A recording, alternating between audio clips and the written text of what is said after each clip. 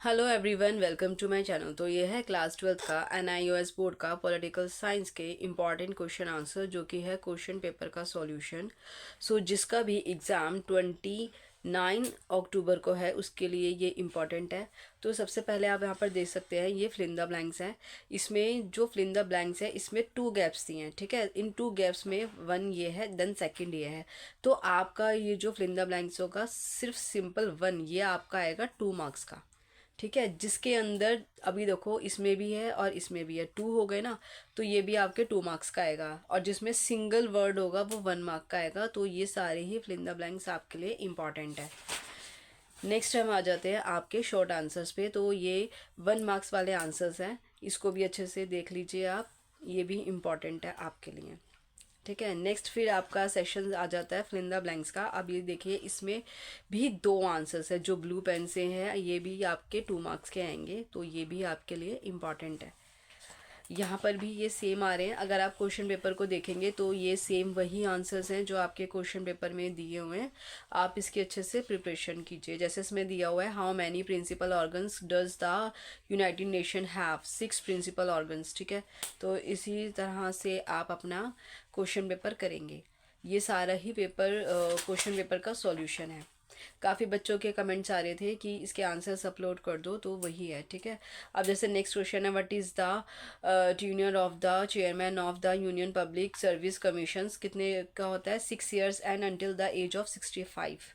इसी तरह से आपको अपने शॉर्ट शॉर्ट आंसर्स देने हैं, जिसमें 1 मार्क का होगा तो वो छोटा आंसर्स होगा, और जो 2 मार्क्स का होगा, जैसे कि ये 2 मार्क्स का आंसर है, तो इसकी आप लेंथ देख लो कितनी है, 20 to 30 वर्ड्स की। तो आप इसी तरह से करेंगे, ठीक है। और अगर आपको फिर भी कोई कन्फ्यूजन हो तो आप कमेंट कर सकते हैं। नेक्स्ट आपका आ गया सेक्शन बी। सेक्शन बी में ये जो भी आंसर्स है आपके 2 मार्क्स के हैं, तो ये वाला आंसर्स आप इम्पॉर्टेंट है, ठीक है, ये अच्छे से कर लेना। Explain the meaning of revolution according to maximum Marx Marxism, क्या आएगा? तो एक ही आंसर्स भी आपका इंपॉर्टेंट है, explain the meaning of revolution according to Marxism, ठीक है। तो ये अच्छे से प्रिपेयर कर लेना, क्योंकि एवरी ईयर ये रिपीट होकर आता है। नेक्स्ट आपका आंसर आ गया, ये भी 2 मार्क्स का है, तो ये भी अच्छे से प्रिपेयर कर लेना, और इसके स्क्रीनशॉट ले लेना आप। आपको स्क्रीनशॉट लेने में ना ज़्यादा इजी रहेगा, ठीक है। और एक ये डिफरेंस भी इम्पॉर्टेंट है आपका, फंडामेंटल राइट्स और directive principle of state policy, ठीक है। ये भी एक इम्पॉर्टेंट है। देखो, इसमें ज़्यादा बड़ा आंसर नहीं देना, ये सिर्फ 2 मार्क्स का है, 3 मार्क्स का आएगा, तो आपको इतना ही अपना आंसर देना है। नेक्स्ट आपका आ जाता है, state any 2 directive principles which have been implemented by the government of India. तो इसमें देखो, आपको सिर्फ 2 बतानी है, ठीक है। 2 प्रिंसिपल्स बताने हैं, कौन से हैं? Right to education, rural employment, ठीक है। तो इसको अपना आंसर्स इतने ही वर्ड्स में देना, कि आप ऐसे ही आंसर देना। 2 मेन हेडलाइंस आपने दे दी है, और उसको एक्सप्लेन करना है। नेक्स्ट आपका क्वेश्चन आ जाता है, ठीक है। ये भी आपका 2 मार्क्स का नहीं, 3 मार्क्स का आंसर है, ठीक है। तो उसको अच्छे से प्रिपेयर कर लेना, आप स्क्रीनशॉट ले सकते हो। इसी तरह से जैसे इसमें आ गया, highlight any 2 condition under which the presidents rule in imposed in a state, ठीक है। अब इसमें देखो, सबसे पहले आपको ये 2 लाइन्स ऐड कर देनी है हर क्वेश्चन में, जो भी आपको 2-3 आपके मतलब आपको एक्सप्लेन करना है। तो सबसे पहले ये आंसर इसी में से आ जाएगा, देन उसके बाद आपको ऐसे ही अपने आंसर्स को देना है। सबसे पहले आप इसमें क्या करेंगे, मेन हेडलाइंस को हाईलाइट कर देंगे, देन उसका एक्सप्लेन करेंगे, ठीक है। इस तरह से आपका आंसर होगा, तो आपको फुल मार्क्स मिल जाएंगे।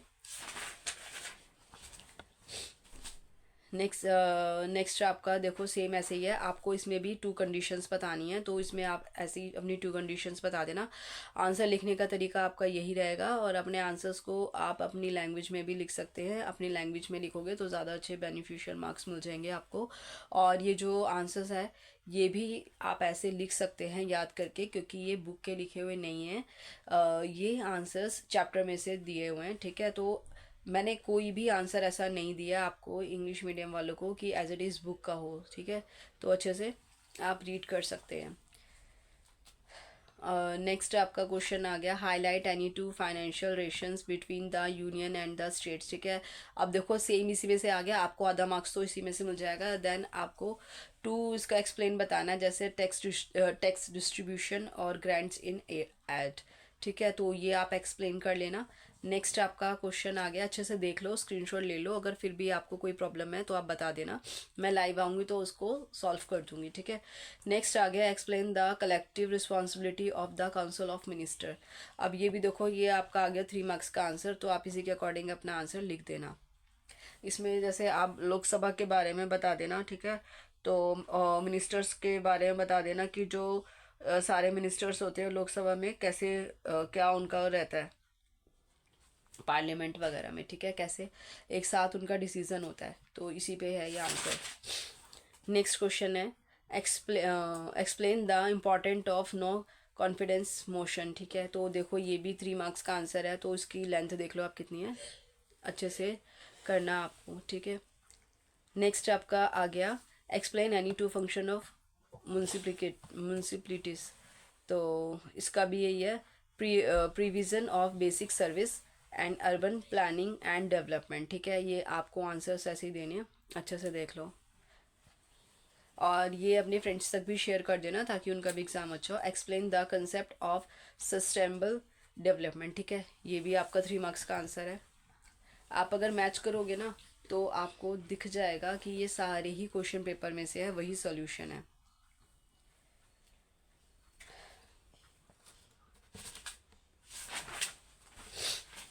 देखो अब ये नेक्स्ट आपका क्वेश्चन आ गया, highlight any 2 areas of cooperation between India and Sri Lanka. ये एक इम्पॉर्टेंट है, इंडिया और श्रीलंका के बीच में, ये हिंदी मीडियम वाले में भी था, तो अच्छे से प्रिपेयर कर लेना। इसमें क्या आएगा, इकोनॉमिक कोऑपरेशन और आएगा डिफेंस कोऑपरेशन, तो ये अच्छे से प्रिपेयर करना।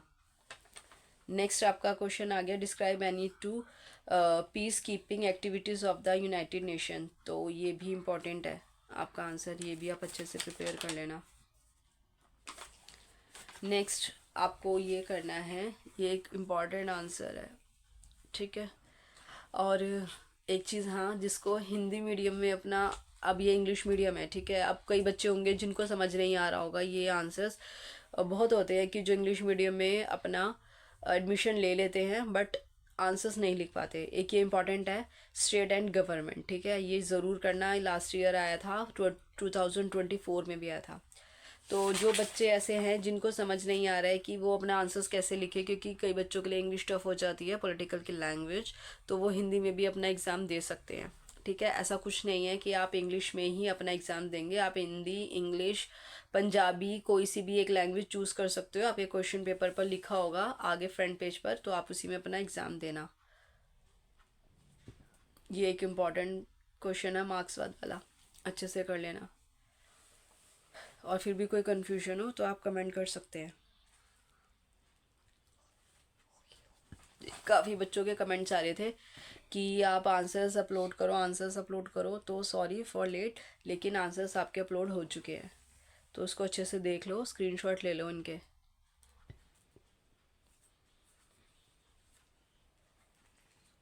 अब देखो इसमें जैसे पूछा है, name any 3 pressure group linked to trade unions, ठीक है, तो इसमें सिर्फ 3 ट्रेड यूनियंस के नाम ही लिखने हैं, इसको एक्सप्लेन नहीं करना। जैसे इसमें फर्स्ट, सेकंड, थर्ड, पहले इसकी फुल फॉर्म है, फिर शॉर्ट फॉर्म है। ये आंसर आपके एमसीक्यू में भी आ सकता है कि आपको शॉर्ट फॉर्म दी होगी, फुल फॉर्म पूछेंगे, या फुल फॉर्म दी होगी, शॉर्ट फॉर्म पूछेंगे। फिल इन द ब्लैंक्स में भी आ सकता है, वन वर्ड आंसर में भी आ सकता है, तो आप अच्छे से इसको रीड करना।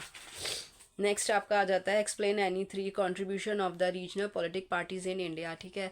फिर इसमें आ जाता है, promote regional interest, strength democracy और इन्फ्लुएंस नेशनल पॉलिटिक्स। तो ये अच्छे से कर लेना, ऐसे ही आपको मेन हेडलाइंस लिखनी है और उसको एक्सप्लेन करना है, ये भी इंपॉर्टेंट क्वेश्चन है। नेक्स्ट आपका आ गया, analyse any 3 weakness of Indian electoral system, ठीक है, ये भी इंपॉर्टेंट है क्वेश्चन, इसको अच्छे से करना, ये तो मोस्ट इम्पॉर्टेंट है, ये ज़रूर ही आएगा, इसको अच्छे से प्रिपेयर करना। और अगर फिर भी आपको कंफ्यूजन हो रही है तो आप कमेंट कर सकते हैं, ठीक है। अब देखते हैं हम नेक्स्ट क्वेश्चन। नेक्स्ट आपका आ गया, highlight any 3 main activities of the United Nation, ठीक है, तो इसका आ गया, maintaining international peace and security. Second आ गया, प्रमोटिंग ह्यूमन राइट्स। थर्ड आ गया इसका, fostering social and economic development. तो इसको देख लो कैसे एक्सप्लेन करने हैं, इसके स्क्रीनशॉट ले लो, क्योंकि आपका एग्ज़ाम कल ही है, ठीक है। नेक्स्ट आपका आ गया highlight any two weakness of the community bureaucracy, ठीक है। तो उसका मतलब होता है नौकरशाही। मैंने आपको बताया था कि नौकरशाही वाला क्वेश्चन ज़रूर ही आता है, एवरी ईयर रिपीट होता है। तो इसको अच्छे से आप कर लो, इसमें देख लो आप किस तरह से इसमें एक्सप्लेन करना है। ये 2 मार्क्स का आंसर है, सॉरी 3 मार्क्स का आंसर है। नेक्स्ट आपका आ जाता है explain any 5 power and jurisdiction of high courts, ठीक है। इसमें आपको 5 पावर्स लिखनी है। यहाँ देखिए आप 5 पावर्स लिखनी है ना आपको, तो आप ऐसे ही लिखेंगे 1 2 3 4 5। पहले आप इसकी मेन हेडलाइन लिख लेंगे, ठीक है, और फिर उसको एक्सप्लेन करेंगे। तो इसका भी स्क्रीनशॉट ले लो, ये भी एक इम्पॉर्टेंट है आंसर है, ये ज़रूर ही आता है, एवरी ईयर रिपीट होता है, ठीक है। फिर भी आपकी काफ़ी अच्छे से प्रैक्टिस हो गई होगी, आप एक बार देख लो, ये आपकी लास्ट स्टूडेंट की ही प्रैक्टिस है। नेक्स्ट आपका क्वेश्चन आ जाता है, ये देखिए, ये जो अभी 4 पॉइंट्स थे उसका ये 5th पॉइंट आ गया आपका साथ में, contempt of God powers. Next आपका आ जाता है explain any 5 source of income of the panchayat. Most important question है पंचायत वाला ये। जैसे टैक्सेस आ गया, ठीक है, पहले आप ऐसे ही लिखना source of income of panchayat, then इसके बाद आ गया taxes, then fees and charges. इसको एक्सप्लेन करते रहोगे, आप अपनी लैंग्वेज में भी कर देना, बहुत ही ईजी आंसर है। Grants from the state and central government, ये भी है एक इम्पॉर्टेंट पॉइंट। नेक्स्ट आ गया सेज एंड लोकल लेविज, ठीक है। अगर फिर भी आपको कोई कन्फ्यूजन हो रहा है तो जल्दी से कमेंट करना। Income from property and investments, ये आपके हो गए 5 पॉइंट्स कंप्लीट। देन नेक्स्ट आ गया आपका describe any 5 features of human rights. Human rights के 5 फीचर्स कौन है, पहले ऐसे ही आप लिखोगे ऊपर features of human rights, then इसको एक्सप्लेन करोगे। आप नीचे देखो 1 बाय 1, ये काफ़ी इजी आंसर्स है। अगर आप गूगल पर सर्च करोगे ना तो आपको बहुत बड़े बड़े आंसर्स मिलेंगे। सो इसको अच्छे से देख लो और इसके स्क्रीनशॉट्स ले लो एक बार में, बहुत ही इजी है ये। देन इसके बाद आपका आ गया लास्ट प्रोटेक्शन बाय लॉ, ठीक है। यहाँ पर आपका ये सैम्पल पेपर ख़त्म होता है। सो आपके क्वेश्चन आंसर्स मैंने आपको सारे दिखा दिए हैं जो आपके लिए इम्पॉर्टेंट है। एक बार फिर मैं ये क्वेश्चन पेपर दिखा रही हूँ, इसके अंदर सब कुछ मेंशन है। ये भी मेंशन है कि आप अपना जो क्वेश्चन पेपर है वो लैंग्वेज कोई सी भी चूज़ करके लिख सकते हैं, ठीक है, इसमें मेंशन है। तो आप अच्छे से कर लीजिए। इसमें देखो खा वाला लास्ट का लिखा है कि इंग्लिश या हिंदी कोई भी लैंग्वेज में आप अपना पेपर दे सकते हैं, और इसमें ये भी लिखा है कि कौन सा क्वेश्चन कितने मार्क्स का है। तो आपको इसमें कोई कन्फ्यूजन नहीं होगी, आपको आपके आंसर्स पता चल चुके हैं। अब यहाँ से आपका स्टार्ट होता है एमसीक्यू। देखो एमसीक्यू मैंने लास्ट वीडियो में भी अपलोड किए थे, फिल इन द ब्लैंक्स और एमसीक्यू वाली वीडियो में। तो एक बार फिर से मैं आपके लिए ये एमसीक्यू की वीडियो अपलोड कर रही हूँ ताकि आपको कन्फ्यूजन ना हो कि एमसीक्यू वो वाले करने हैं या ये वाले करने हैं, ठीक है। तो अच्छे से आप इसको एमसीक्यू को कर लीजिए। मैंने इसमें टिक भी कर दिया है। लास्ट वीडियो में कई एमसीक्यू पर इंग्लिश वाले में सेक्शन में टिक नहीं था, लेकिन इस वाले एमसीक्यू में टिक है। तो आप अपने आंसर्स अच्छे से प्रिपेयर कीजिए, ठीक है। ये एक इम्पॉर्टेंट वीडियो है जिसमें आपका पूरा क्वेश्चन पेपर सॉल्यूशन है। फिर भी आपको कोई कन्फ्यूजन लग रही है तो आप कमेंट ज़रूर करना, ठीक है। एक बार मैं नाइट में लाइव आऊँगी, उस लाइव में आकर आप ज्वाइन कर सकते हैं और अपनी प्रॉब्लम्स को बता सकते हैं। और एक इम्पॉर्टेंट चीज़ कि आप ज़्यादा से ज़्यादा अपनी शीट्स फिल कीजिए। अगर आप शीट कम फिल करोगे तो आपको मार्क्स कम मिलेंगे, क्योंकि जो मार्क्स है वो शीट के अकॉर्डिंग ही मिलते हैं। लास्ट ईयर भी जिन बच्चों ने एग्ज़ाम दिया था और अभी अप्रैल में भी दिया था, उन्होंने शीट्स बहुत ज़्यादा भरी थी। आप जितनी ज़्यादा शीट्स भरोगे आपको उतने अच्छे मार्क्स मिलेंगे। कम शीट बिल्कुल भी मत भरना, ठीक है। ज़्यादा से ज़्यादा अपने आंसर्स को लिखना, और बिल्कुल भी डरना घबराना नहीं है, क्योंकि जो आपके आंसर्स हैं वो अपनी लैंग्वेज में बनाकर करना। आपको अपनी लैंग्वेज में बनाए हुए आंसर्स के ज़्यादा मार्क्स मिलेंगे। कई बच्चे बुक्स के लिखते हैं तो उसमें बुक्स के लिखे हुए आंसर्स के मार्क्स नहीं मिलते, मैं आपको क्लियरली बता रही हूँ, नहीं मिलते। अपनी लैंग्वेज में बना के करोगे तो पूरे मार्क्स मिलेंगे। और ये देखो फिल इन द ब्लैंक्स आपके आ गए हैं। मैंने से जो पहले क्वेश्चन आंसर्स वाली वीडियो है उसमें भी मैंने स्टार्टिंग में आपको अभी बताया है कि फिल इन द ब्लैंक्स, तो ये भी आपके दोबारा से fill in the blanks start हो गए हैं।